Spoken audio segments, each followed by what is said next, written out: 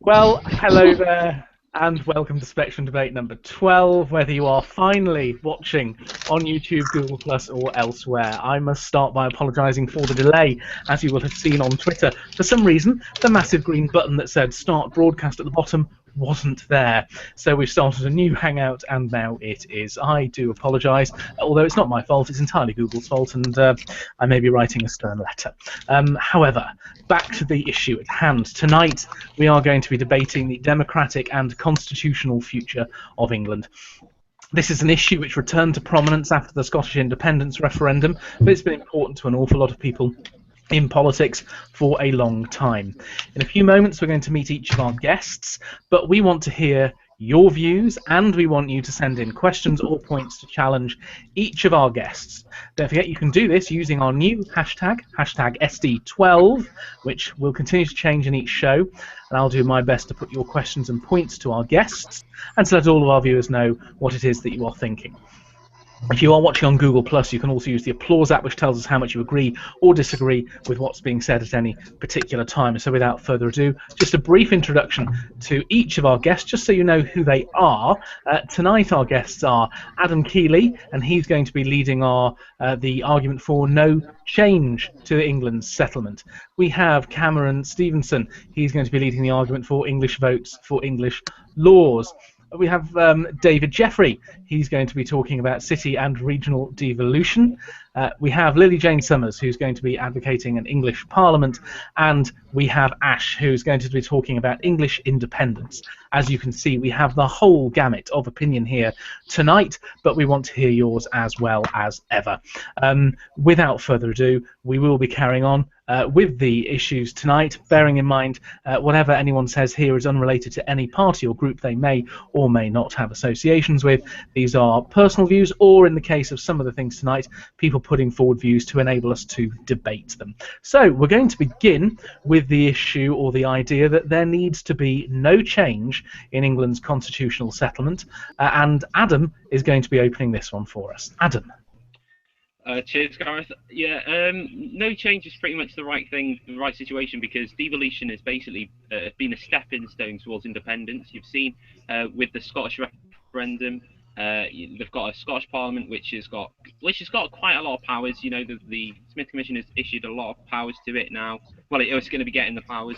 I don't think devolution is the right way to go. I think it is tearing the UK apart, and I think any more things for England and the UK as a whole is devolution. And I think if there was an English Parliament, if there was more changes towards the constitution in England, I think that would just rip the UK apart as well.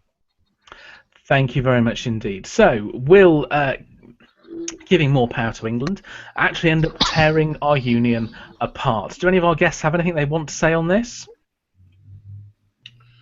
Well, United. Ash.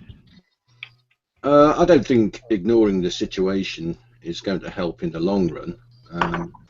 I think a lot of English people are already aware that things are unfair in terms of representation, in terms of recognition, in terms of services, funding, you name it. The English are getting a raw deal, and despite the fact the UK media doesn't report on the issues, hardly at all, even the most ardent unionist must be dimly aware that something isn't right. And I think that ignoring the issue is just going to build more resentment in England. Is there an issue, Ash? Because the argument that some people use in terms of there needing to be no change in England is because England is such a dominant part of the Union. In actual fact, it's almost impossible for England not to get its way in the end. Does that not make any point with you at all? I don't see England as a dominant part. England's hardly mentioned. UK politicians, even talking about English issues, can't say the word England. We're not a dominant part. We're the ignored part and the missing voice in the Union. Thank you very much indeed. Lily, what do you think about what you've heard so far? I think, first of all, England in many ways has been ignored by the main political parties. I think England does need a voice, but I think there does need to be some form of recognition of England. There does need to be some form of devolution. But I think the argument really needs to be how far devolution goes, whether we just have English votes for English laws, whether we have regional parliaments, whether we have an actual English parliament, or we have English independence. But I think the argument that we can just keep the status quo is completely absurd, because the English people haven't had a say whatsoever on English devolution. The Scots have had a referendum 3 times. Wales have had a referendum 2 times. The Northern Ireland had a referendum on the Good Friday Agreement. England hasn't had a referendum on English devolution whatsoever. So I would make the point, firstly, that the notion that we can keep the status quo isn't going to work in the long run, because the voters are just going to go to UKIP. They're going to go to the extremists. They're going to go to the very nationalists. And I think in the long run that England needs to have some form of voice so they can decide, okay, do you want devolution? Do you want to keep the status quo? But I think the main point to start off is England deserves to make their choice whether we keep the status quo or we actually recognise England in some form. Now, so far online, we've had a couple of comments on this matter. We've had Bradley Booth, who is a former guest of ours, at BradleyB95. Scotland's had new powers, but Westminster still controls 70% of taxes raised in Scotland and 85% of social spending. Did you want to add something to that, Adam? Yeah, you see, devolution, because obviously, like, I do live in Wales, but I do consider myself to be English because I was born in England and I'm hoping to go study in university in England. But I think, you know, if you're having devolution, people are just going to keep on complaining that they're not getting enough powers. They're not going to get, you know, you look at Wales now, Leanne Wood's just banging on about parity with Scotland. It's starting to get on my nerves, to be honest, because everyone... Just ignore her. Well, how can I do that? How can you do that? How can I do that? No, it's not that simple. It's basically, she wants parity with Scotland, which does seem fair in a way, but then she want more than that, and then she wants, and then won't leave at the same time, so that doesn't really work out. Scotland have had their independence referendum, and then we still don't know whether the SNP are going to put it in their manifesto next year. Nicola Sturgeon said, oh, we might have another one. And you know, we've spoken about it on this programme before, that we might think they're going to have another one in 5 years' time. So you can't. You look at England, which have had referendums in certain areas, which I'm sure we'll talk about afterwards in the regional settlement. But I just think England's voice is being heard. Of course, it's being heard. We've got Westminster, and that's fighting on behalf of the NHS in England and the welfare and the benefits within England. So England does have quite a strong voice in the argument. So to say it doesn't, I think, is pretty stupid. Pretty stupid. Well, that's nice. I'll come back to you in 1 sec, Ash. I'm just going to ask Cameron about this point about the union, because as our viewers will be able to see, you are a passionate advocate of the union of the United Kingdom. Is it obvious? It might be, of course. Some of our viewers will also appreciate your other flag just behind you there. If you'd like to point out what is that? It is the White Rose of Yorkshire, Gareth. And there might be some of our viewers tonight who might want to comment on that, particularly when we get to the regional issue. But the issue that was raised a moment ago about the union and the strength of the union, will the union survive if England gets nothing? No. I'm not sure, to be honest. I think England feels a bit left out. I feel like with the SNP, and you've got Plaid Cymru, if I'm pronouncing it correctly, they can sort of it seems a bit like particularly SNP are trying to mess with us a little. They're trying to sort of annoy us. Of course. Sort of, I mean, recently I think Nicola Sturgeon hinted that she might vote on some of our health service laws, when we can't actually, the English MPs can't vote on the Scottish health service. I feel like if there's no change, England's going to feel left out, and it's going to go, sod this, we'll go on our own. Thank you. Now, Ash, you wanted to comment on some of the things you've heard from Adam there, I think. Well, I mean, it just makes a mockery of democracy as far as I'm concerned, that Scottish MPs have full say over English services and no say over Scottish services. That's just not democracy. They're completely unaccountable to the English electorate. It can't be right, can it? That is not democracy as we know it. That's UK democracy, no democracy for the English. David, It's quite a big point, isn't it? This is the West Lothian question, which has reared its head quite frequently over the last 40 years. Should we be paying more attention to that? I think so. Yeah, I think it makes a difference when you have, say, in 2015, you have a Labour government, maybe a majority or just a minority that's kind of clinging on with SNP support. It does make a difference when the government is essentially propped up on issues that pertain only to England and Wales by MPs who aren't accountable for their own decisions in Scotland. That's when it makes a difference. Whether we need something like an English Parliament to address that is expensive and unnecessary. Our parliamentary tradition is already... It'd save a fortune. I don't think it would.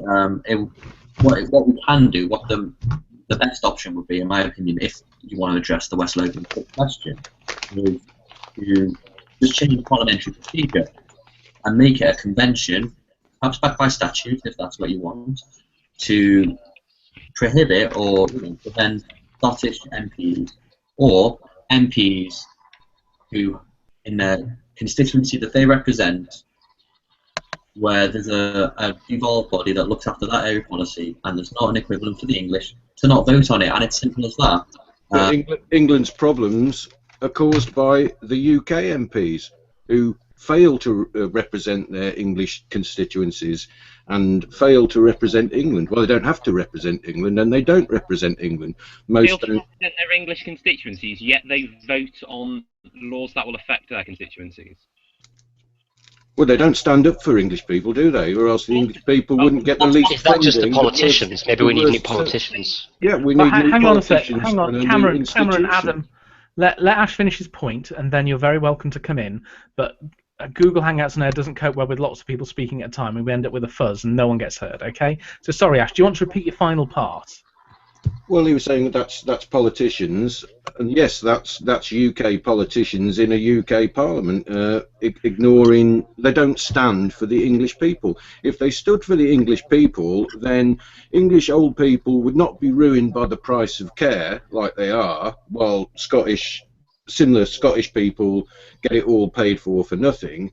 English students wouldn't be leaving university with £30,000 of debt, while Scottish students leave university with nothing. I mean, I don't want the Scots to go without these things. I want the same for England, but you'll be hard-pressed to find any UK MP who supposedly represents an English seat calling for that, or calling for fair funding, or the scrapping the Barnett formula. They're falling over themselves to give Scotland the moon on a stick, while the English get crap on a stick. Thank you. Right, Adam. Well, when you say the English people, you're talking about the people who live in England. You're just talking about people who are English. Can you just clarify that? Well, the English are the people of England. Right. Okay. Thank you. Because I just thought you were getting mixed up with I was just getting mixed up with just people who are English and not like people who are living. Well, it's a good point. It's a good point, and it was one I was going to mention later on. But in the census, 70% of the English population identified as English. Just over, in fact, it was 60% identified as English only. 20% identified as British only. You know, we've got a situation where we've got minority rule in England. We're being ruled by a minority of UK people. Right, can I say now? Yeah, Adam, go on. You've got to remember, because living in Wales as well, across the border, a lot of patients in Wales will use English hospitals. In fact, I know my friend were in construction once, and he got a chisel through his finger, and he went to the local hospital, the local A&E hospital, and they sent him to Liverpool. So, and right. Well, what are the Welsh doing with their higher health funding? Wait a second. They're using their health. Of course, they should have a say in the health. If they're using the health over there, and I know that there's alternatives, and you cannot use English MPs cannot vote on the Welsh NHS. Wish they could, because it's that bad. But you've still got to see that in Wales they're talking about having the control over the NHS to be different. So I think there was different arguments coming up saying all parties should have a say and cancer drugs. There's all these things coming up. But Welsh and Scottish people the people who live in England and the people who live in Scotland and the people who live in Wales will use the services in England, so surely they should have a say in some of the services there. You know, and I know for Nicola Sturgeon to go on and bang on about how they're going to vote on the NHS so it doesn't prevent privatisation. Well, she's got control of the NHS, so she's not going to privatise it while she's in government, that's for sure. So I don't see how it's going to affect them. But introducing English parliaments, introducing English votes for English laws, more devolution would just tear the UK apart, and it's just not something that I want to see. And I'm sure with the amount of Union Jacks in the background that Cameron wants to see. Okay, I'm going to ask, I'll give you a few more comments from Twitter. I'll ask people to make some final comments about the idea that England doesn't need to change. Then we'll move on to English votes for English laws. So some of the things people have said so far. Bradley Booth is saying that the SNP would vote on the English NHS because it actually affects the Scottish NHS. William Brown's asking us, another former guest, at W_O_Brown, what about the say of the Crown dependencies and overseas territories who have no say on defence, which is shared? Joshua Kerridge, Scotland is just a financial burden on England. We contribute to many of their benefits that we don't get. And that's Joshua's another former guest of ours. Joshua Kerridge 1. John Mousley at Les Fox. Damn straight, this is to you, Ash. Westminster are offering Scotland the world. Look at Portsmouth, sacrificed for a referendum result. Indeed. And we've got Christopher Keane here saying that maybe the English should organise their own civic nationalist party and stop electing Tories. Not sure what difference that would make. Adam Hawkes, isn't the job of an MP to represent their constituency? So if it's an English constituency, they represent England. So anyone, final comments before we move on to English votes for English laws? Can I say about that Scotland point? Well, of course, you know, the NHS in England affects the NHS in Scotland, but of course there's going to be a lot of topics that are interrelated purely because we've been a nation that shared a history together for 300 years. So as soon as you can't basically have your cake and eat it, you can't have the English pay for all the ingredients for your cake and then eat it. What you need to do, if you're going to have devolution on the NHS and on things like that, you should, just as a matter of bloody politeness, back off when it comes to the English voting on it for themselves, because that's how you stoke resentment in the long term. Scots would argue that, you know, SNPers would argue that they pay in more than they get out. My argument against that is that they get far more in per person per year funding than the English do, and that's what's unfair in the context of a United Kingdom. It's true. Lily, Cameron, Adam, anything to add before we move on? Simple as that.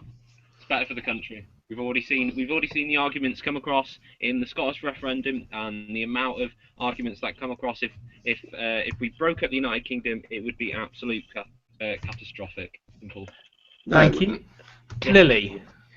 Well, I think firstly, the independence referendum was actually a good thing. It involved people in politics, and they ultimately made the choice that they want to stay part of the United Kingdom. So the notion that, oh, it will lead up to break up and there'll be an independence referendum. Well, if there's an independence referendum, then good. More democracy, more engagement of people in politics, more young people involved in politics. But I think, quite frankly, that keeping the status quo isn't an option. You know, we've had the West Lothian question been unanswered for far too long. We need to find an answer where we can recognise England, where we can give more devolution to the English people in whatever form.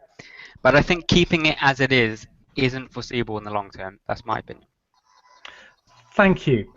Cameron, did you want to add anything before we move on? Yeah, I would just agree with almost everything Lily just said. It just seems like the chat's very... It seems like we're having a conversation post a yes vote. We are one country, but we do need to see some slight tweaks to make it a bit fairer. Okay, thank you. So in terms of no change, we've had some interesting comments that people have made online here. Some of which I've actually said, but Confused Ninja, another former guest here, Ian, hello. Not sure their arguments work, as I would expect to be able to choose the NHS in Scotland or Wales, but my MP has little say in it. Joshua Kerridge, why has there been this separation of the NHS anyway? It should be the British NHS.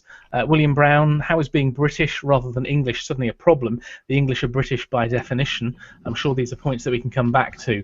And John Mousley, if MPs did represent their constituents, we'd have had an EU referendum years ago. I think we should drink. It was the first mention of the EU. So, hurrah. Just a quick hands vote then. Anyone here would be in favour of no change? Nope. That's no votes for no change on this panel. We're going to move on then to English votes for English laws, and we're going to go to Cameron, who's going to tell us a little about that. Cool, thanks. I think the little tweak that we're looking for to make the union a bit fairer is English votes for English laws. You've got a system where currently Scottish MPs can vote on purely English issues, whereas the other way around isn't possible. And it's obviously annoying some people. It could be, there's a number of ways we could do it. It could be like a set day of the week or a set time in the parliamentary timetable. I'm not really sure how we'd do it, but I feel like it's the little equality that we need among the constituent countries, just to make sure that we can stay united. Thank you very much indeed. Right, so let me come to you, Ash, on this one. What do you think about the idea of English votes for English laws? EVL would have made sense if they'd made the Scottish Parliament out of Scottish UK MPs, the Welsh Parliament out of Welsh UK MPs, and the Northern Irish Assembly out of Northern Irish UK MPs. But they didn't do that, so they have their own Parliament and assemblies, and the English are supposed to put up with just having the same UK MPs who have proved consistently over the years to be absolutely happy with the English, and I'm going to repeat myself here, getting the least funding, the worst services, and no democracy. They are the cause of England's problems, not the solution. Thank you very much. It's quite an interesting point. Who'd like to add something to that? I can. Yeah, please. Well, I think actually we come back to your kind of like willing mix-up of the formal role of an MP and your dissatisfaction with the politicians that you have at the moment. What I would say is, I think there's definitely a way that English laws for English votes for English laws could be brought in tomorrow if we wanted to, and that is purely through parliamentary conventions. Like was just said, then we could have one day for English laws, we could have, and then the rest are national issues, or balance out as in how the workload falls. Another thing we can do is have English MPs, when issues that have been devolved to Scotland, Wales, whatever, come up in an English context, the debate takes place in Westminster Hall, and then the result of that vote is taken into account when Parliament, when the House of Commons votes. So you don't get a situation where the House of Commons passes something that English MPs aren't happy with. That would require zero institutional change. It would require zero cost. What it would require is a little bit of procedural updating, and that would be a simple way to solve a lot of the problems the West Lothian question throw up. Whether it will make any difference to what people think of the current balance of power within the UK is, like Ash is saying, based on the politicians they elect. But at least then it will give people a way of saying, actually, we have to do with the institution. Hang on, we have this system to balance out English power within the union, and my MP hasn't used it. My MP just voted whatever the party said, blah, blah, blah. I'm going to vote him or her out. And that will give people a way of making sure that English MPs stand up for English interests. David, on the issue of English votes for English laws, are we not getting into a potential constitutional nightmare? Because at the moment you have, take NHS and education, for example. They are, in terms of the UK cabinet, essentially English-only positions, because Jeremy Hunt and Nicky Morgan only run health and education in England. Yet they sit in the UK cabinet, taking decisions on issues across the whole of the UK, and MPs from Wales, Scotland, and Northern Ireland get to vote on those issues. If you set up English votes and English laws, do you not have to end up running a parallel cabinet, in effect? Otherwise, you get people with double, triple mandates, people sitting in different places that they don't need to have. How would you run these? And would the English Health Secretary also sit in the national cabinet? How would you do it? Well, yes and no. It would be messy. It would be messy, but that doesn't mean it wouldn't work. The UK Constitution and how we run our country has evolved. It's never been codified in one place. It's never been formally designed. And I don't think that there is such a thing as single dual mandates, because you have one election. You have one election, the general election. You elect your MPs for the country, and then the government, the Prime Minister, is selected from the largest party. That wouldn't change. All that would change is that the responsibilities of the cabinet, that is picked at the complete discretion of the Prime Minister. There's nothing to say that we need a Chancellor, a Home Secretary, a Secretary of State for Health, transport, anything like that, education. I mean, there's nothing that you actually have to have them. What you could do is you could merge Nicky Morgan and Hunt's job together into a Minister for English Affairs with two secretaries beneath them, two ministers beneath them who look after health. There's nothing to say we have to carry on the current system, but we don't need widespread institutional change. We just need procedural change to make this happen. Thank you. Some of the tweets we've had on this one so far, Bradley Booth is saying that the reason against England is that England gets what England wants 99% of the time, and English votes and English laws won't change that. And I have tweeted something he's taken out of an official document about that one. Christopher Keane, he's back again. Hi Chris, we should have you back on here as well. EVEL is a nonsense, which is why I support it. It will massively boost support for Scottish independence. So a number of comments there. John Mousey is saying, lots of the panel cough, Jeffrey, cough, seem to really trust the decency of politicians. Well, not politicians. And here we are, Richard Sells at the Richard Sells. Then again, English votes for English laws isn't enough. Why should England have less devolution than Scotland? And he's also said, never mind English votes for English laws, it's the Barnett formula which must be scrapped first, and that would remove voting rights for Scottish, Welsh, Northern Irish MPs. Then English votes for English laws makes sense. Adam? Yeah, come on to that. With English votes for English laws, like I was touching it before, there is a substantial amount of people in Scotland and Wales who used to live in England. In fact, I was speaking to my head of state, and they've changed the way that an exam is done. So instead of being able to retake the exam in January, they have WJC, the Welsh exam board, which personally I could describe on this show, but I wouldn't be allowed because I don't want to swear. And also, we don't want to be sued. Exactly. So I won't describe them as what I'm thinking in my mind. However, they have decided to scrap all January exams. However, I still know people in England who actually use WJC as an exam board, and sometimes the Welsh government does get influenced a lot by by the UK government. I think you've got to stop somewhere. You have to stop somewhere. There's all sorts of different things that come around. Lowering the voting age to 16. There's all these different arguments for that. And I think if you have to stop somewhere, because people are just going to want more. You've seen with the Welsh government, which had a majority of 4,000 votes in that referendum, that said that we wanted a Welsh Assembly, 4,000 votes, which apparently was fixed because they'd already started building the building which the Assembly was in. And people are just going to say, right, we've got these, let's have these. Okay, we've got them now, let's have them. Okay, let's have this. People should want more.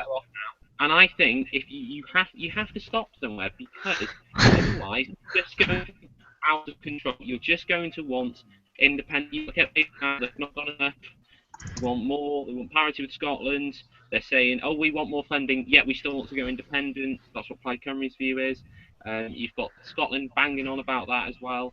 And I think if we had more devolution to the UK, English votes for English laws, it would break up the union, and I'm not prepared to see that happen. Thank you. Lily? They're only going to want more. Is that the case? How dare we follow the democratic will of the English people, Adam? You know, how dare we follow democracy? If the English people want English independence, then they should achieve English independence. That's how democracy works. On English votes for English laws, I don't think it's necessarily a bad thing. It would go some way in the right direction, but I do think it's slightly flimsy. And I think in particular the Conservative Party, I think they haven't gone far enough. I think they're using English votes for English laws for political reasons. I would prefer to just go further. If the Welsh are allowed an assembly and or a parliament, if the Northern Irish are allowed an assembly, if the Scottish Parliament, the Scots are allowed a parliament, if the Scots are allowed a minister, why can't England? I think that we need to. I think England in particular needs to. The United Kingdom in general needs to move towards a federal structure, like you do in Australia, like you do in Germany, like you do in the United States. And to achieve a federal structure, you need to have equality of rights to Northern Ireland, Scotland, Wales, and England. And you can't achieve that by saying, oh, okay, we'll let English vote for English laws. It's good, but in my opinion, Gareth, I don't think it goes far enough. That's my opinion. Isn't it though, Lily, as David said before, the efficient way of doing it, because the MPs are already elected. It's going to make a mess, isn't it, Gareth? You just already highlighted that in your previous point. There's going to be a complete mess in the Constitution. I'm simply challenging each of you when I can. Is it not actually quite an efficient way of doing it? Because we don't have to have a separate institution, we don't have to set up a separate parliament, separate elections, and those people who are elected to do the job of a UK MP can spend some of their time as a MP representing only England. Serving two masters. What's wrong with having elections, Gareth? I'm all in favour of having elections. Let's have elections for the head of state. Let's have elections for the second chamber. Let's have elections for an English parliament. More democracy, the better. Let the English people decide what kind of devolution they want. I don't think English vote is good enough. I think it's a flimsy choice. Thank you very much. A couple more of the points that we've had in, and then I'll come back to the panel to finish off on English votes for English laws. We've had Adam Hawkes telling us, at the Adam Hawkes, I find it uncomfortable thinking of the UK as a union. If each body acts independently from each other, if everyone acts independently, how can we get the best results for the union as a whole? Ian at a Confused Ninja, I think still our favourite handle. England is too big for English votes for English laws to really be effective. I don't get the same level of representation compared to a PR Scottish Parliament. And there are other people having discussions in amongst themselves on here, which is really rather good as well. Bradley has tweeted something about the UK is on its last legs. And there's some laughter. I think that's from an Austin Powers film, but I'll retweet it because who doesn't want some Austin Powers in their life?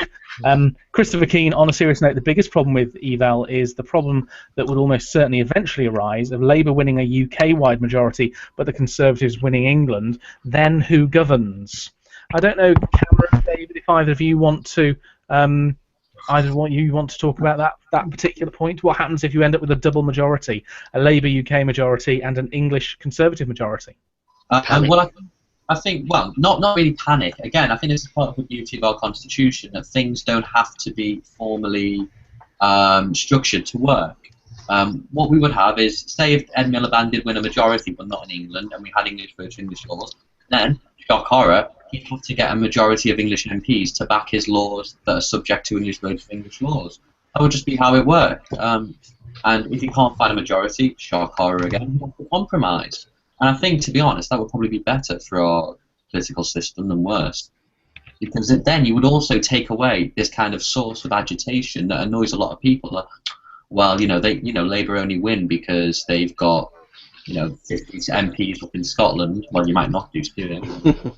It's the opposite. We think it's a legitimate argument that Scotland say, well, the Tories only have one seat, there's more pandas, whatever, than Tories in Scotland and all this. Why should they get to say what we do? Well, the same should be true for England then, and there'd be no problem to it working in an English focused system. Okay, thank you. Expert, am I? Doctoral candidate at the Queen Mary University London Politics Department. Now you're not an expert on politics at all. Adam. Yeah, just something else as well. Then obviously, you know, for people who live in Wales and for people who live in Scotland and for people who live in Northern Ireland, and for us, the Conservative candidate for the election, you know, they've only got one MP in Scotland. They've got nothing in Northern Ireland, but they're trying as hard as they can. And they've got about 8 MPs in Wales and about several hundreds of councillors, and they're doing well in Wales. And remember, when you stand as an MP, you stand delivering your plan for the local area, and you also stand delivering your plan nationally for as a manifesto. You say, right, the Conservatives want a referendum on the European Union, the Labour Party wants an elected Senate, the Liberal Democrats want to prioritise mental health, something like that. And I think you basically won't be able to deliver that if you have no say on it. So remember, an Welsh, we'll take an example of Welsh MP, Conservative, who is saying you're going to have an in-out referendum. They've put it through Parliament. Yes, he can't vote on it. Thank you, Cameron. Would you like to close on English votes for English laws, please? Yeah, it's been a good debate. I think David knows. He seems to have the ins and outs of it pretty well thought out, to be honest. Going back to pre-devolution would be really nice, but we can't. We've got to find something that will get us to the end of the constitutional tunnel we're in. And I'm open to discuss any kind of option as long as it maintains and promotes unity within the United Kingdom. Thank you very much indeed. A few of the comments people have made on that before we move on to our next model, which is Joshua Kerridge. I thought socialists prefer an authoritarian governance. John Mousley, since I support removing one level of government at the EU level, I don't mind adding a new one for England. William Brown, sod elections and devolution, absolute monarchy now, Lizzie for president. Richard Sells again, if the argument is England is too big for its own parliament, then Scotland, Wales and Northern Ireland should become crown dependencies. Adam Hawkes, I get the feeling the Union only remains because each country requires the wealth of the others, and by wealth I mean the overall economic power of the Union combined. How can you be too big for your own parliament? How can a nation be too big for national representation? It's not what you do with it that counts. Okay. I heard that said. Well, let's move on from that particular point, because we will be discussing an English Parliament shortly. Before that, though, some people propose devolution within England to compensate for the issues that we're talking about tonight, at city and or regional level. And David's going to tell us a little about this one.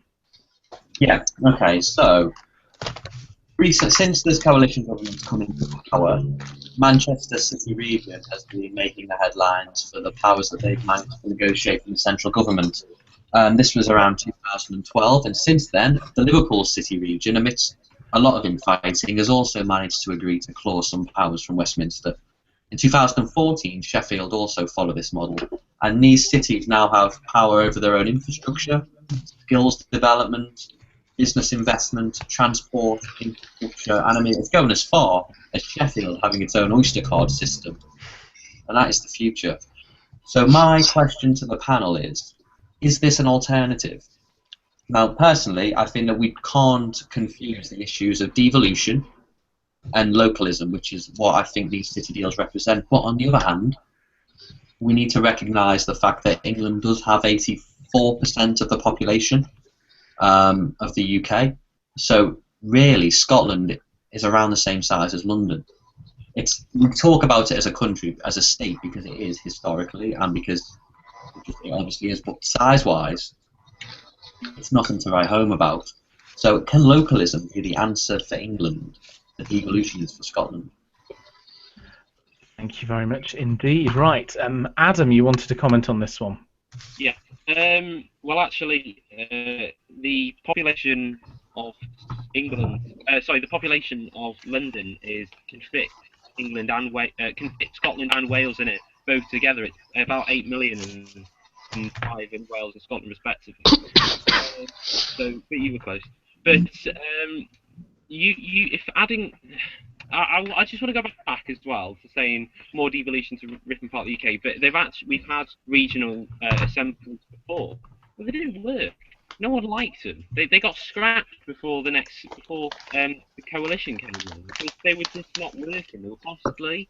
They had a referendum on a regional assembly in north. They had a regional assembly referendum in northeast of England. Got there in the end, and they rejected that fairly massively as well. You know, we've had these independence. We've had these regional devolution referendums, and there's been more powers given to the different cities and the different regions. And if you think about it, I don't want to cause controversy by saying, I don't know if you just touched on it as well, but you've got to all class Wales, Scotland, and Northern Ireland as regions, because that's what they are as well. Because whilst in the UK, yes, they are a different country, but they are regions as well. You know, they may have areas, they may have counties, but England is split into many different regions: London, North East, North West, South. When did we vote on that? Wait a second. While Scotland, Wales, and Northern Ireland just have their referendum. The North East had their devolution referendum back in the early 2000s. They rejected it. It's not what England wants. They took away the assemblies because it was just more costly. It wasn't working, and I think having more assemblies in England would just pot up the cost of it. On the issue you've just raised, quite specifically, Adam, you'll know as well as I do that North Wales is very, very different from South Wales. In fact, it's easier to get from North Wales to London than it is to get from North Wales to Cardiff. Now, on what basis is it right to say, and you can say a very similar thing about Scotland. You know, there are many parts of northern Scotland where it's quicker to get to Oslo than it is to get to Edinburgh, and they're certainly geographically nearer. So on what basis is it that those two are classed as nations, but England should perhaps instead be classed as regions? No, England is a country. Wales is a country, although it's often called the Principality. It's a country. Scotland is a country. Northern Ireland is a country. They're all countries, but England has different regions inside. Wales only has a population of 3 million. Scotland has a population of 5 million. Northern Ireland has a population of about 1.5. How many? You know, in England, what is it that? What's that? 53 million, 54 million. It's going to be something like that. Doing quick maths in my head. 54 million. That's why it's split up into different regions, because you've got to think about the population. How many constituencies are there in England? How many MPs? There's far more MPs than there are Can't talk now, bro. Than there are in Wales. I'll speak to you soon on Tintin. Okay, on the point in particular, I just want to push this point ever so slightly further, Adam. You're talking about them being nations, and of course they are. But on what basis? Wales is obviously quite identifiable. It has a certain cultural history. People know what Wales is and what Wales represents. Can you give me an equivalent for the northwest of England? Sorry, can you hold on a second? Okay, so let me try. Technical difficulties. Well, having to tell you, let me just try somebody else. I don't know. David, I'll now come to Lily because I've not heard from you before. Lily, rescue me. What's up, Gareth? What are you asking me? I'll tell you what I'll do is I'll read you some of the comments people have made on Twitter, and then I'll come back to you to see what you think of them. Okay. Okay. And also by that time, hopefully, I'll have managed to unmute Ash as well. We'll come back to you, Ash. Where are we? So yes, at Manic Merkel, at Manic_Merkel. That's my favourite case, yes. I have a solution. You just scrap the UK and join a federal Europe. Yeah, sounds like a good plan. Yes, Josh Kerridge, a state system much like the US would be a great alternative. So he's agreeing with some of the points that I think Lily mentioned that, and it's a comparison that I think Dave might have mentioned. Adam Hawkes, regional and local devolution, if gone too far, if they get local lawmaking powers, may cause more harm than good. I feel with so many different laws across a single country, it would cause havoc with the legal system. The Gunslinger, at the oncoming devolution to an English Parliament, regional assemblies and more to local government aren't mutually exclusive. A good reminder. William Brown, how can you define a nation as population numbers? Vatican City, about 800 citizens. Should we have nations of 800 now? John Mousley, historically Scotland and Wales had huge regional differences, even more so than England. This regions idea seems a little bit backwards. Lily? What comment do you want me to respond specifically? Pick any of them. Comment about the joining of Federal Europe. Great idea. I support that 100%. On city and regional devolution, I generally think it's a good idea. We do need to see more powers to cities, and regions, and towns, and villages, and etc. etc. I think that's a very, very good idea. But I also think we need to have the political side, the political recognition, also in addition to the economic side. So I think it's a good idea, but again, just like English votes for English laws, I think we can do further. I think we can recognise England further. And plus, having more powers for regional devolution and cities, that doesn't solve the West Lothian question, which I think is the question that we should be answering today, Gareth. Yeah, you're right, aren't you? Because for the West Lothian question, you have to have you need to solve it. You have to share out power appropriately, don't you? Yeah. And I don't know if David or anyone else wants to comment on this particular issue, but to solve the West Lothian question, whatever England gets will have to have parity of powers with the other nations, at least equivalent with Wales, which has the fewest of the other three. Could we really have a situation where each city region, or the North West and the West Midlands and the East Midlands and so on, each had a legislative parliament that could make their own laws and ran their own health service, if we were following the Scottish model, and had their own education system? I mean, would that really be sustainable? Terrible. Be a nightmare. Nightmare. But that's. I'm sorry. I hope I'm not interrupting. No, do go on. That's the kind of thing that the UK government would plumb for. It's divide and rule. Once again, the English have not been consulted about it. We've never had a referendum on the regions. Now, I don't like the idea of these artificial, arbitrary regions, but if the English were consulted in a referendum across the whole of England, and that's what the English people wanted, so be it. Personally, I'd be arguing for devolution to shire, town, city, and as far down as possible to parish, and I'd back it up with direct democracy at all levels. Thank you very much. Gareth, when I introduced this topic, no one was mentioning northwest regions, northeast regions. That's a debate for the past. No one wants that. What I said was city regions. So the Manchester councils came together because they do have a kind of a common heritage. The Liverpool, the Merseyside, councils come together because they have a common heritage, a common kind of mindset and goals, common problems that they all face. These aren't kind of government-imposed structures. These are kind of bottom-up organic structures that people actually identify with. I mean, personally, I kind of count myself as British, then from Liverpool, not really English, probably because to me British and English are the same thing. But I think that it does a disservice to the debate to confuse the 2003 Prescottite, regional with city devolution. And I think you're right. There's a role for both that and English votes for English laws, but we shouldn't focus on one because, like people have already said, England's massive, and English votes for English laws won't change much. Who should decide how power is devolved within England? Well, because should it be UK MPs in the UK Parliament, or should it be the English people who've never had a voice, never been asked about anything? Well, they have been asked, though, because they've been asked in every single general election, and they elect these UK politicians that you seem to kind of think act independently from the interest of England. Absolutely.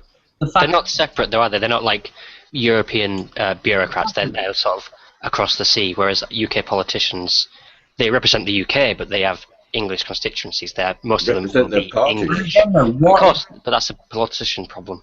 What is England as well? Because you're talking about England as if we're kind of this monolithic body who all think the same. Well, actually, I think there's a massive, massive range of differences of opinion between people in Liverpool, Manchester, the North East, Yorkshire, London, Devon, Portsmouth. We're a diverse nation. to talk about England as one thing and Scotland as another, when you look at the massive difference in numbers and opinions and kind of cultural context, is ridiculous. England isn't one thing in the same way that the UK isn't one thing. No, indeed. But isn't the point here, David, is the idea of city regions and city devolution, that isn't going to answer the West Lothian question, is it? No, but it's not You designed. couldn't. But that's the point, then, isn't it? Because if we can establish that there's no issue necessarily with city regions, but we acknowledge it's not going to resolve the West Lothian question, the only other type of devolution within the UK that would is regional devolution, and there are quite a few politicians, particularly in the Labour Party, who do still support regional devolution. So it is quite relevant for some as an argument, isn't it? What I think the problem is, instead of asking what is the answer to the West Lothian question, I think that's the wrong question. The question should be, why do people feel like politics is so far removed from them? So that is essentially, no one would be angry about the West Lothian question if it wasn't for the fact they felt they didn't have any influence. And devolving power, devolving decisions to more local bodies is a way of making politics more attractive and close to people.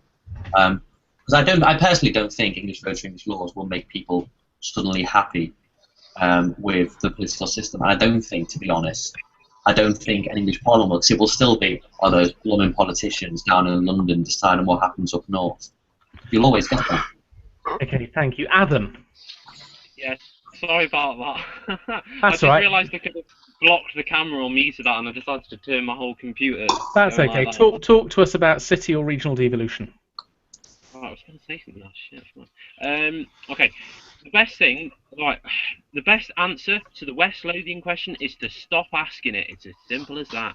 If you want to solve it, stop asking it and stop talking simple. Now we've already had. Now let me go back to the point. Do you take the same approach when it comes to illness? Before my, we're not. It's just a scratch. Tis but a flesh wound. Oh my god. Okay, probably not. I just googled that and I just thought I'd put it in. No, before Mum came in, I was just talking about something else. The whole thing on regional and city devolution is you've got to have a look at the costs, and you've got to see how it'll benefit. And obviously they didn't trust the assemblies in the regional assemblies before, because they scrapped them before the coalition came in. Obviously, you know, Labour thought we'll have a try, didn't really do well. The Conservatives aren't going to bother reinstating them because they've already been scrapped because they obviously didn't work. So But it was Eric Pickles who scrapped them. Well, there we go. To have more devolution would be a farce. And let me just go back onto the point about regions in the UK. About Wales, Scotland and Northern Ireland. Yes, they are countries, yes. They have a big voice, yes, they have different cultures. But whilst the population is only 3 million in Wales, and the population in Scotland is 5 million, and the population in Northern Ireland is 1.5, you know, and the population in London is 8 million, the population in South East is probably around that as well, I would still class them as regions as well. And you've got to have no regional devolution at all to have fair devolution all over the UK. England doesn't need another parliament. England's got Westminster. English MPs are elected in a general election every 5 years or 4 years, depending on the fixed terms.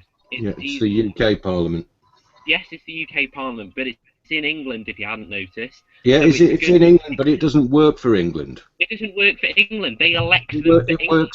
works Represent- against the English wait a interest, second. if anything. Wait.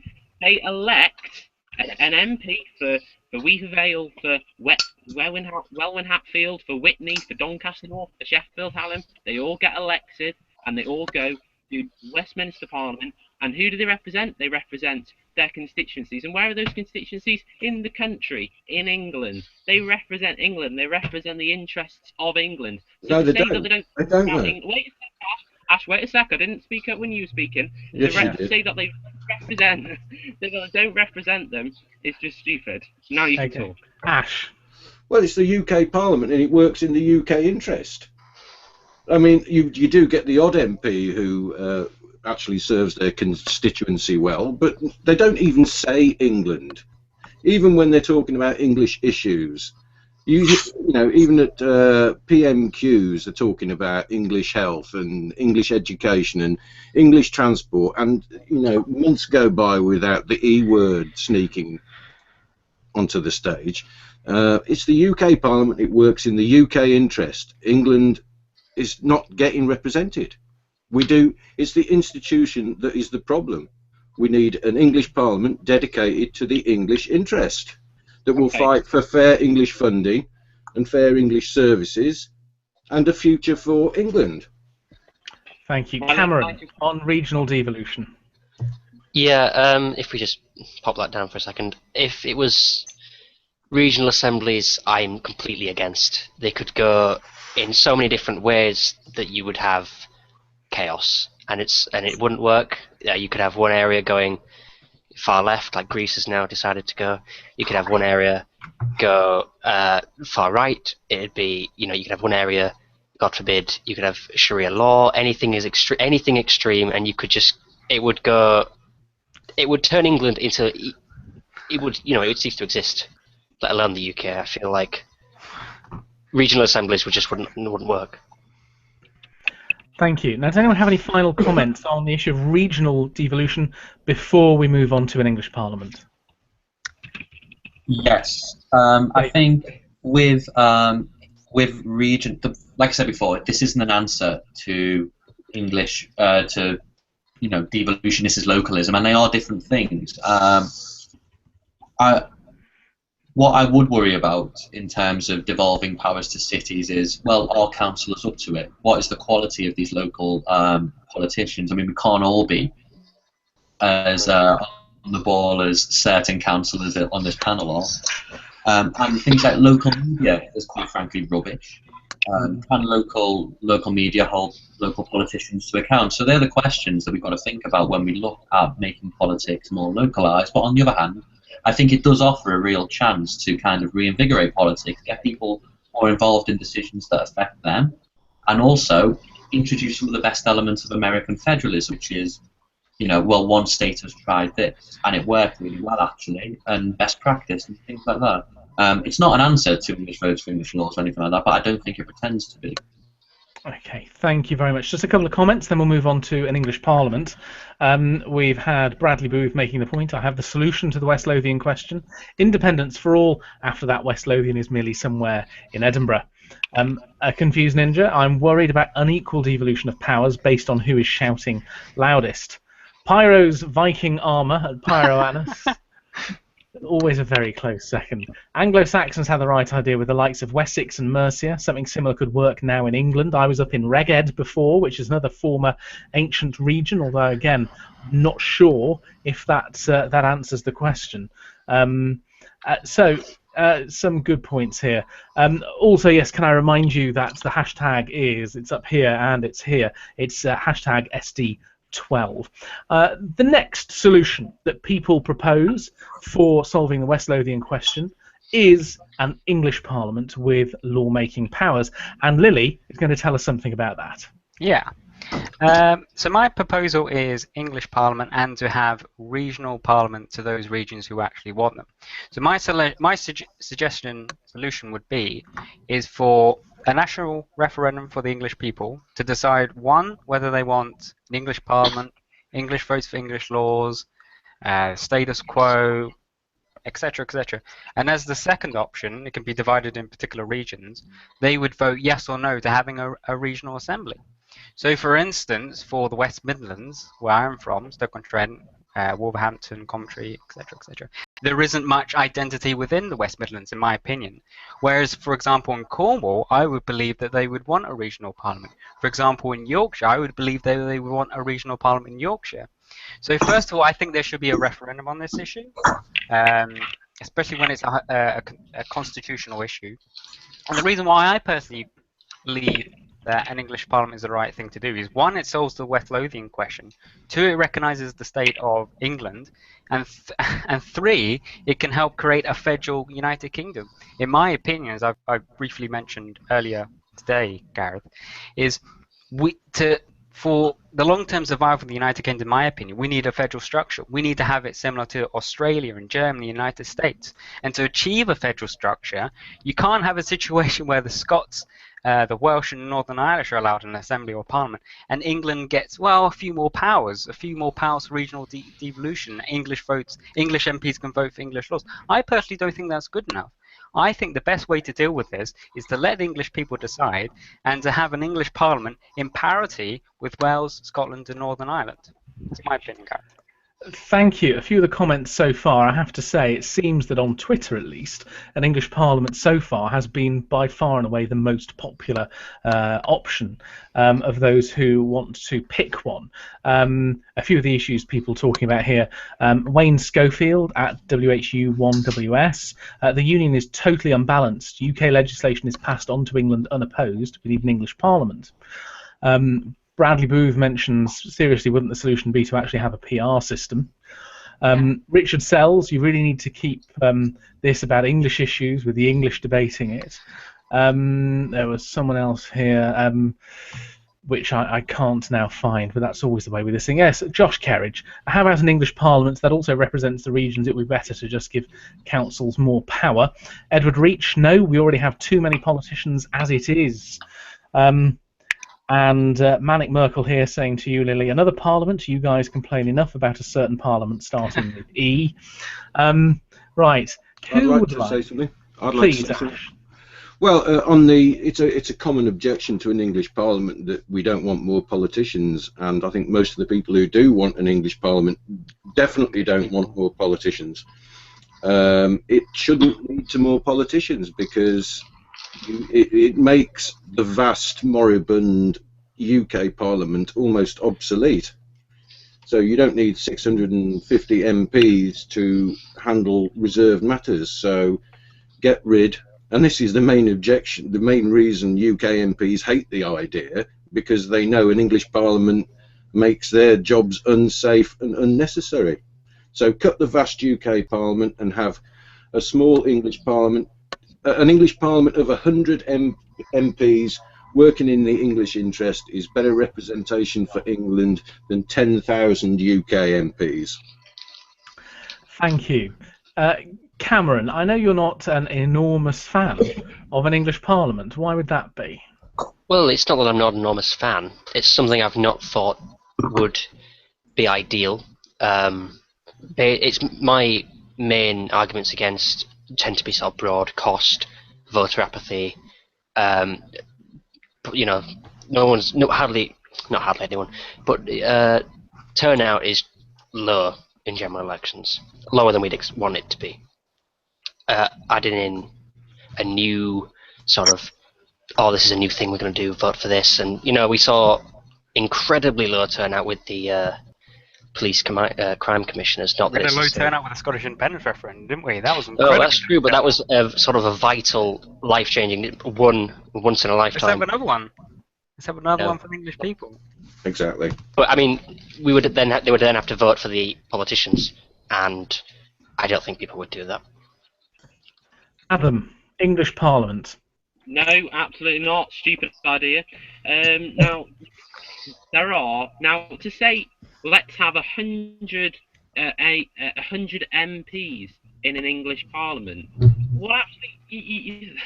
How would that be distributed well? Compelling that would. There's 533 MPs in England, and you think 100 do the trick. I didn't actually name how many English MPs there have been, by the way. But... and you've got to remember how much would they pay? What are the expenses that would be used? You know, there are in the Welsh Assembly, an AM gets paid about 53 grand. That's the same as in a London Assembly. That's the same in the Scottish Parliament, and I think it's the same in the Northern Irish Assembly. So they roughly have the same amount of money in all the devolved parliaments. And then in the Welsh Assembly, the body wants to raise it by 10 grand. Obviously, I'm objected to that. I'm objected to any more pay rises for MPs. And I think adding an extra, because you'd have to have more than 100 MPs. It was just an example. It was just an example. For instance, you don't need. England doesn't need. It was just, the point was that X amount of English MPs working in the English interest is better for England than 650 UK MPs or 550 UK MPs who supposedly stand for their constituencies and England. And how much would the cost be? Where would it be? Well, tell me, Adam, just in You'd terms of the cost. scrap the UK Parliament. I want English independence. Scrap the UK Parliament altogether and have a small English Parliament. Save a fortune. Let's save a fortune. Save a fortune by not instituting an English Parliament. That's But what you do. Adam, don't we already essentially have, because the biggest cost in terms of democracy and governance is not the cost of politicians, that's pretty much chicken feed.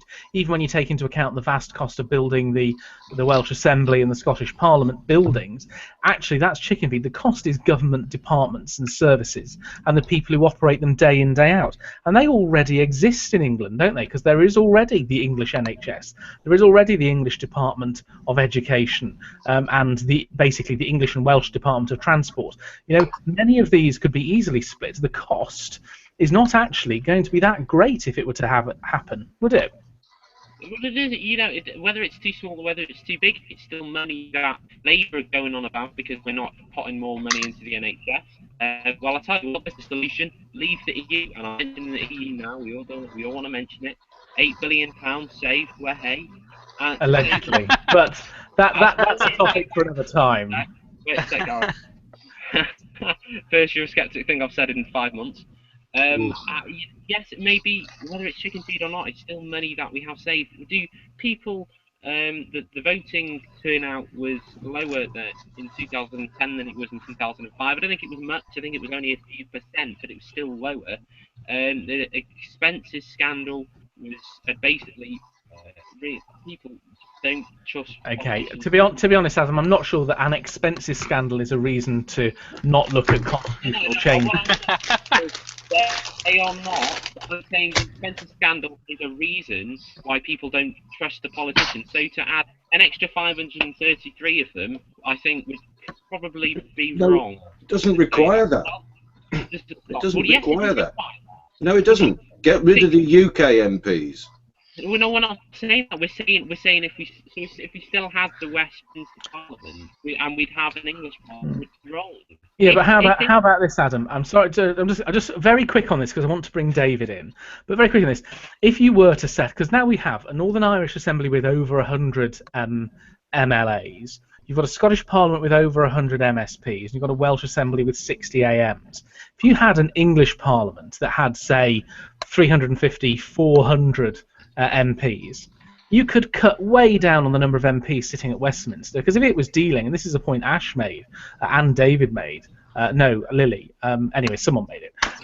If you were to, there were so many good points. If you were to, you wouldn't then need 650 UK MPs who dealt mostly with international trade and foreign affairs and defence, would you?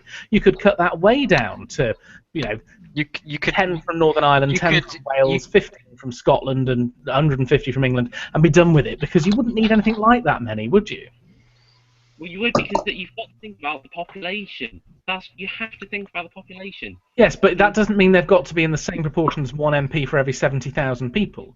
You could have one MP for every one national MP for every 200,000 people, couldn't you? And how much work do they have on? Well, not much if you've got 4 national parliaments and then the federal parliament. David, I'm going to bring David in. Go on, Dave. You've been waiting patiently. When talking about, I think for me personally, one of the biggest costs of democracy is having to listen to idiots, which luckily I don't have to do on this panel because everyone's. Oh, thank you. But I think that a federal UK might be an admirable idea and it might work, but it goes back to the point I raised before that I don't think it'll solve problems of apathy and disillusionment. I think it's something that we can do alongside devolution, like you were saying then, Gareth, reducing the number of MPs. If you localise power to cities and things like that, then you would need fewer MPs because fewer decisions will be made in Westminster. Fewer constituency issues will go to their MPs. They go to councillors instead because they'd be the people in charge. But what I do think that if we do have an English Parliament, which personally I wouldn't be opposed to, I wouldn't, you know, have a party in the street, but for God's sake, let's have it in the north. Okay, somewhere north of Yes. Birmingham. Yes. Yes. Ideally, I'd Yes. have the Liverpool Midlands. City Centre right next to the RAS. So politics. Not many of them will get that reference. Well, I do think that if there was an English Parliament, it can't be in London. It just can't, I think that would just be a complete mockery of the whole. I agree with that. Yes. And another thing, that if we did have an English Parliament, I don't think we can have a democracy and worry about costs. It's like buying a car and then not getting it checked over by a dodgy bloke who next door and fixture makes washing machine. If you wanna have a democratic system, you've got to put the money in to make sure it's done well. Yeah. Otherwise, there's just no point in having one. But I don't. My point on this section, I guess, is I don't think it will fix the underlying problems of disillusionment, because to me, an English Parliament still seems far removed from the issues that I care about. I would, if it were down to me, I'd make the English Parliament a place where we have regular referendums on the issues. I agree. I think that is what would engage people, is having votes not for political parties or for MPs, but for issues. Yeah, and I don't want to kind of get off topic, but I think you're right. I think broadly more referendums would help. But then there are other questions like that. Do the public care enough? And that might be something that comes in time. But if we do have so many referendums on everything, what is the point in elected representatives and things like that? Good question. I do think broadly you're right. Giving people the power to decide the future is probably a good thing. Thank you very much indeed. Adam, you wanted to say something before we close an English Parliament? Well, I was just going to say it, but David just came in and said it basically about more referendums. One of UKIP's policies is to introduce more local referendums, and I just think, well, what's the point of voting for MPs if you're going to do that? Because MPs they have a manifesto, whether they live in Wales or not, or in England, they have a manifesto, and they want to vote on the issues according to that manifesto. But then saying, okay, so for instance, the NHS, should it be privatised or not? Obviously, I'm against complete privatisation. UKIP are apparently against it, but Nigel Farage clearly wants it. And to say we don't want to privatise it, but let's have a referendum on it anyway. Let's have a referendum on scrapping House of Lords. Let's have a referendum on the EU. There's all these different referendums that you could have, but then you might as well just keep them as policies. There's no point of having all these referendums. An in-out referendum would be nice, quite like one soon, but referendums on minor issues, I think shouldn't be needed. All the minor issues, or major issues, sorry, should be taken by the cabinet, or should be taken by MPs voting, not referendums. Can I just say something on that? Yeah, by all means. Well, an English Parliament, regarding the EU and the in-out referendum, an English Parliament is a stake in the heart of the EU, because the EU only views England as its own regions, its own undemocratic, unwanted regions. So recognising England as a nation is a protection from the EU. No more on the EU. Thank you. Lily, would you like to close on an English Parliament? Yeah, I'll just make 2 brief points, Gareth. Firstly, I do think that if we are going to have an English Parliament, it should most likely be in York, or definitely in the north. Secondly, the issue on the costs, I don't think that's relevant at all. Obviously, we're not going to have 600, 700, 800 English MPs. That's obviously absurd. But in terms of economic input, it doesn't really matter in a democracy. You don't have.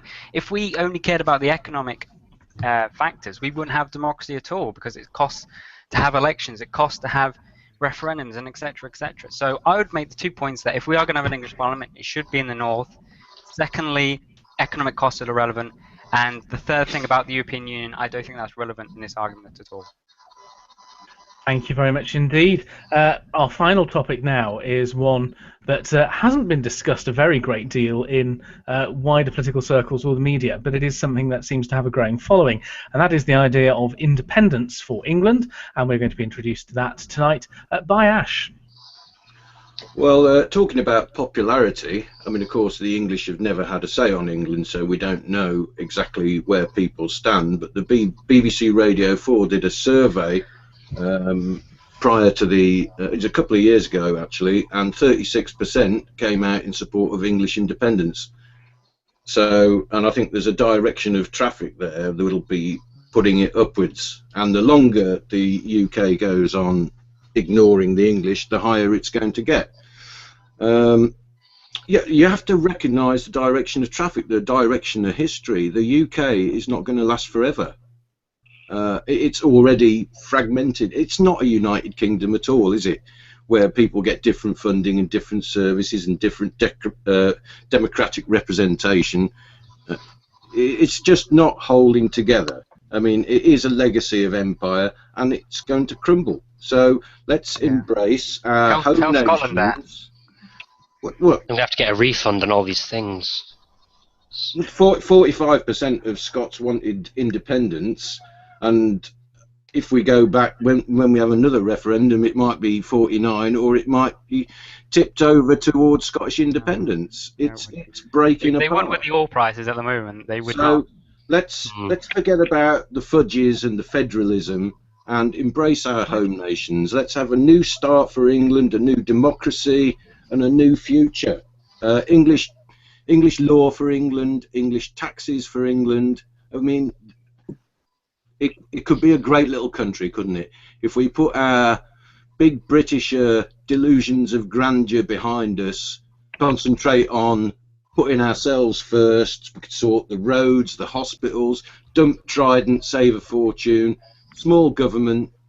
What's not to like? A lot. Yeah. Thank you very much. So, some of the comments we've had so far. Bradley Booth, can England have an indie ref just to see what the result would be? Would you vote to get away from us? Would you vote to get away from us scrounging Scots? This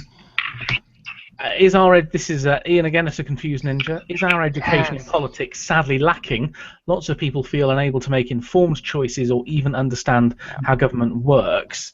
And the Josh Kerridge, the issue is more England is not getting its fair share of power, and not England getting no power. David. Yeah. Okay. So the Radio 4 survey was mentioned at 36%, and then hinted in a direction of travel that by the time this referendum comes around, it would be 65% in favour of being an independent England.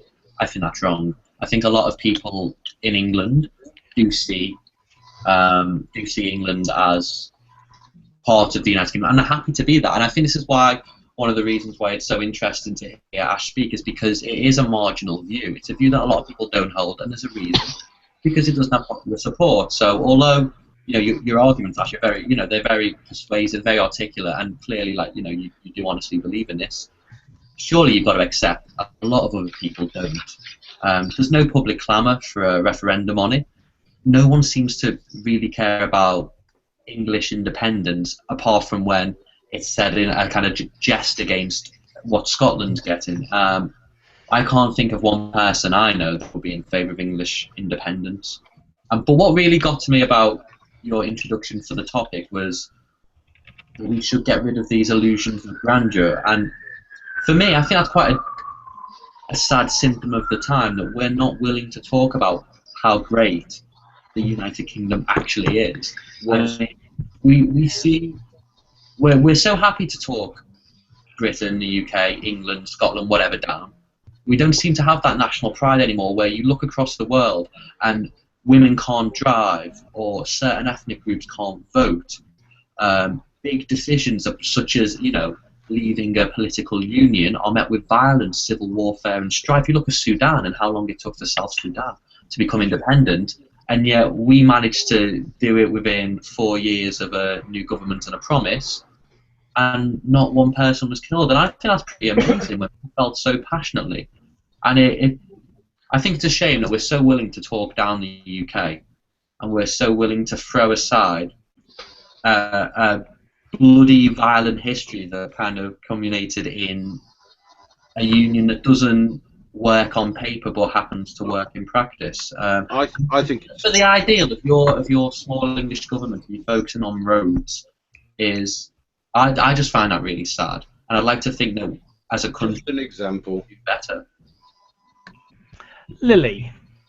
Yeah, I think firstly, as in Scotland showed, the notion of breaking up the United Kingdom, the argument was lost.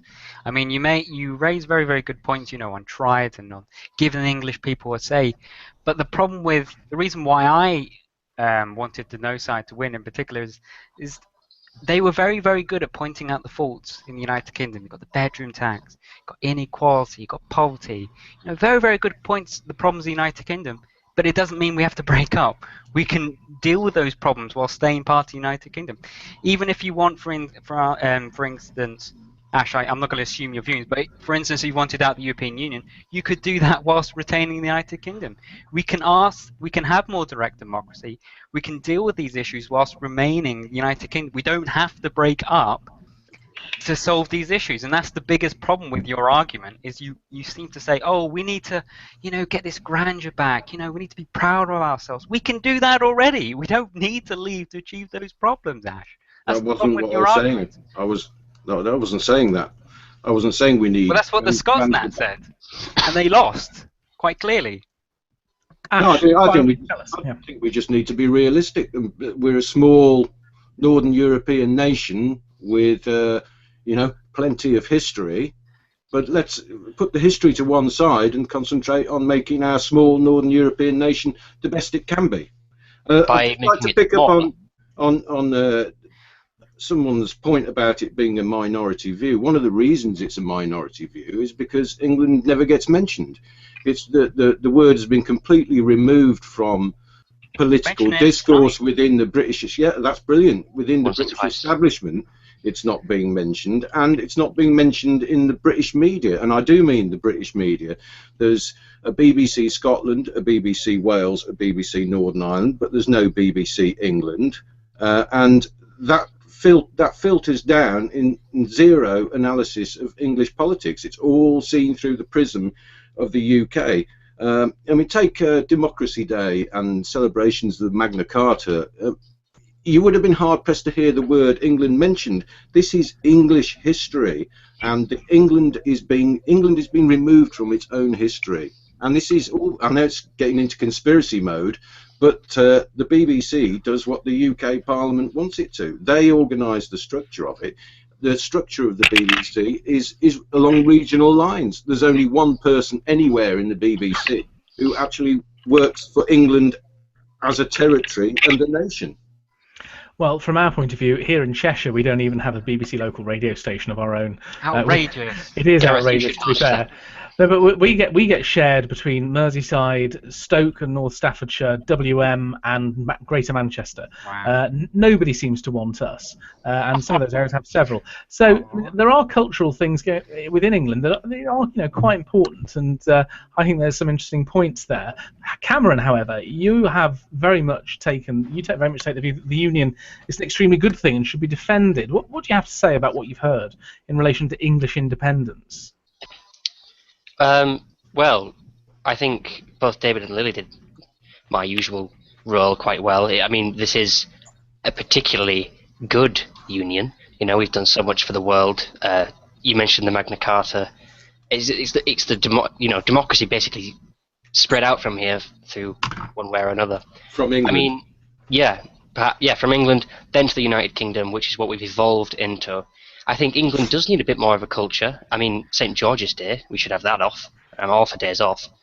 I just feel like maybe it should have more of a culture. Maybe it should have a BBC England. But I mean, independence from something which, like David said, doesn't really work on paper but works in real life generally. With a few tweaks there, we can fix things. We don't have to just divorce ourselves from these other people, which are they're in our country. I see myself as British. I see the UK as 4 constituent countries, not sort of nations themselves, which may be a minority view. But I mean, the Union has given us so much and can continue to give the world so much. There's no need to end it. Yeah. Thank you very much indeed. Adam, do you want to join in at this point? Yeah, I actually, for once, I thought I'd listen to to some of the points before I intervene. That does actually work sometimes, believe it or not. You learn something new every day. Still completely opposed to English devolution, and I think an English Parliament and English laws for English votes and English independence would work. We should be what's his name? Ash. We should be proud of our United Kingdom as we stand together to face the world. David Cameron once said we're all in this together, and we should stay all in this together once we fight against terror. And We're not though. Wait a second. One does not diss the United Kingdom and get away with it. So I say to you, sir, you are not British, and you, as an English bloke yourself, I'm happy to not be British. Wait a second. For saying that you are whatever you class yourself as, English, British, Scottish, for all I care, it's your choice. But you should be ashamed of yourself. Our United Kingdom should be proud and should stick together. We fight as across the world and out speed and different stuff. And you, sir, are an enemy. I think it's only fair, Ash, for you to have a say on that. I'm an enemy. Yeah, we certainly disagree on how things should be done. Fundamentally, this is where it boils down to me. The English have been ignored, and the consequences of being ignored are that we get, again, the worst of everything. So, if you want to save the UK, because its direction of traffic is disintegration, if people like you want to save the UK, start demanding that the English get a voice, because what happens... Yes. Look at the history of the world. What happens when people are denied a voice? It always ends up with one thing. You call me an enemy. Well, I'm not an enemy because I'm a pacifist, full stop. But sooner or later, if this goes on for 20 years, there will be armed struggle. If the English are in the same situation they are now or worse, which it probably will be, that's how it will end up. And I don't want that. No one wants that. So let's give the English a say on England. See what the people want. They might not want what I want, but at least we'll have had a say. Here. I don't believe we're oppressed enough to start violence. I don't think. Well, I wasn't saying let's have another war, Ash. I'm not saying that's well, don't use the word enemy then. Well, you can use enemy without saying that you want a war. I can surely say that now. I have many enemies in my life. Doesn't mean I want to go up with a shotgun and shoot them in the head. You heard it here first, people. Adam has many enemies, but doesn't want to shoot them. This is the headline of tonight. I'm very relieved to hear it, Adam. I wouldn't want this to be the home of any sort of violence, except the violence of passionate debate over important issues. I don't know if anyone else. I don't know if anyone else wants to comment on the issue of English independence, because it isn't something that has been mentioned a very great deal. I know, obviously, there's one political party which advocates English independence, if I remember correctly, the English Democrats, but they haven't made much of an impact on the political scene. Does anyone think, much of a home for a growth of an English nationalism that believes in independence? I hope not. I don't What think. you said.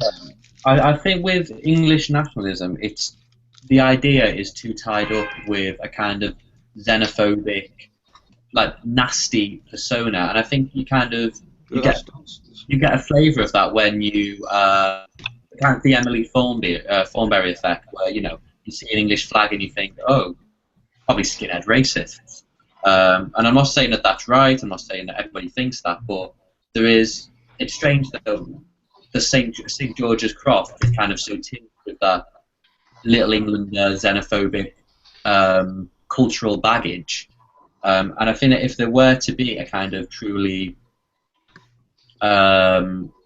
English nationalist party, it'd be a very uphill battle to kind of command respect and to not kind of be tarred with the same. Were they a little bit racist? Are they a little bit xenophobic? Rush that UKIP kind of struggles. Yeah, the English Democrats have got a bit of a nasty record. Yeah, well, exactly. And I mean, what can you call yourself now? English, that's gone. And again, that English nationalism is only one, separatism in England is only one policy point. What would the rest of them be? I don't. To be decided by the English Parliament. Can I just come in quickly? Go on then. Well, I was just reading before I came on this because I didn't know which parties were represented on here. I only knew Lily was Labour. Well, we aren't actually talking about parties Well, I at know, all I know. today. This is I know. entirely ideas. I know. But I did have a look at the English Democrats because I was hoping one of them would be on tonight. And it said that they had a mayor in Doncaster. That was about it, and he left because of the large BNP influx in the party. And it said that about 1 in 10 members of the English Democrats are former BNP, and obviously the BNP aren't exactly the most happiest, loveliest party of them all, who love immigration and who are basically Liberal Democrats but nicer, because they're more like... Yeah, please do, Ash. Well, first of all, I don't think that English nationalism is tainted at all. I mean, it's a relatively recent thing. I mean, if you want to talk about taint, let's look at empire. Let's look at the British National Front, the British National Party, the British Union of Fascists, etc. You know, if anyone's flag's tainted, it's the butcher's apron, isn't it? Ooh, good point. I think that David. the St George's flag is tainted not from a kind of political angle, but more from this kind of 80s style football hooliganism, where it was okay for English fans to go across the world, support their team, and then mess stuff up, wherever they go, and just kind of like this log-allowed British behaviour in Spain, British tourists being notorious for being like rude and disrespectful and just generally fools. Yeah, they don't represent England, do they?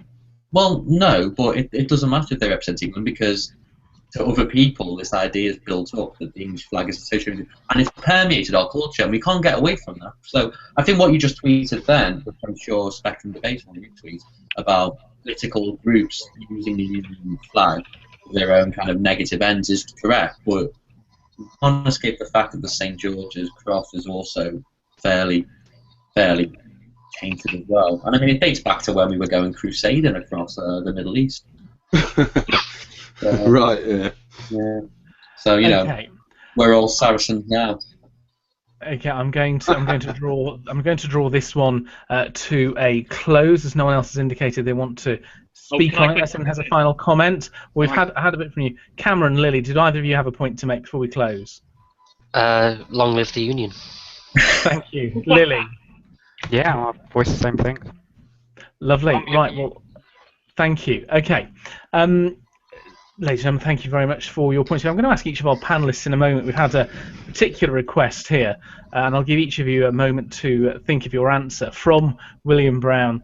In honour of tonight being Burns Night, I'd like to ask the panel for their favourite Burns work. And I have to say, I couldn't tell you, William, but I don't know if any of the panel might be able to in a few moments. Also, if they fall in love, and I'm not going to mangle the Welsh, but today is Welsh Valentine's Day. Aww. So that was yesterday. if you fall in, so I'll come back to you for your answers on those just before we finish. I will ask you, however, to vote on our options now. So we've had, don't forget, no change, English votes for English laws, devolution within England, English Parliament, and English independence. We've got 5 options, and you can vote for one. So, guests, who's in favour of no change? Nobody. Who's in change of English votes for English laws? I wonder how this vote's going to turn out, Gareth. That's It'll be a close one. Nobody so far. Oh, you got one. One? You got Cameron. I raised my Cameron. hand, I should have said. Sorry. All right, Cameron and Adam for English votes for English laws. Do we not have an AV system? 'Cause Sorry? do we not have a referendum in an AV system before we decide? Because I'm on the wall. Behave Sure, yourself. I'm pretty much on the wall, but Just pick something now. So the next one is devolution within England. Oh, go on then. You only live once. David, that's that one. An English Parliament. What's Lily doing? I put my hand up, Gareth. Okay, I couldn't see. Sorry, that's 2. And English independence. Yes, please. Okay, so we have a split. We have 1 for independence. What do you mean one a for split? We devolution, won, Gareth. We got 2 votes. How's that 2 for an split? English, 2 for an English Parliament, and 2 for English votes. I've campaigned for an English Parliament for about 15 years, so I certainly wouldn't turn one down. It would be Oh, you've progress. done great campaigning there. Great how it's turned out, isn't it? Bit- Well, behave you know, yourself. it's a stone wall. It's a stone wall. They don't want to know. If they don't want it, that's why. Let's move Of course, on. they don't want it. The establishment doesn't want it. Yeah, newsflash. Question I'm time sure, moment. Indeed, I'm sure we will come back to this. Right, ladies and gentlemen, that brings us towards the end of the debate tonight. If you would like to appear down here in next week's regular debate or in a future week, please get in touch ASAP and reserve your place. It's easy to do as soon as, of course, the host can find the big green button that says go. It is really, really very simple. Whatever your views, you are welcome. Our website is almost ready to go live, and we've got some great stories ready to post and some great blog entries.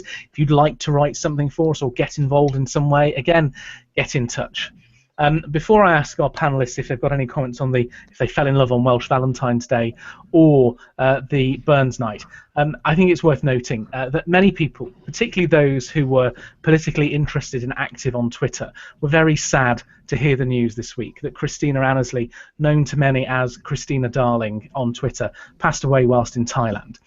Those of us who even had only a handful of conversations with her over the years understood her depth and passion and commitment to libertarianism and freeing people. She was able to discuss and debate with conviction and with absolute politeness. She had a great impact during her very unfairly short time with us all across the political scene, and I know that she will be much missed by many people.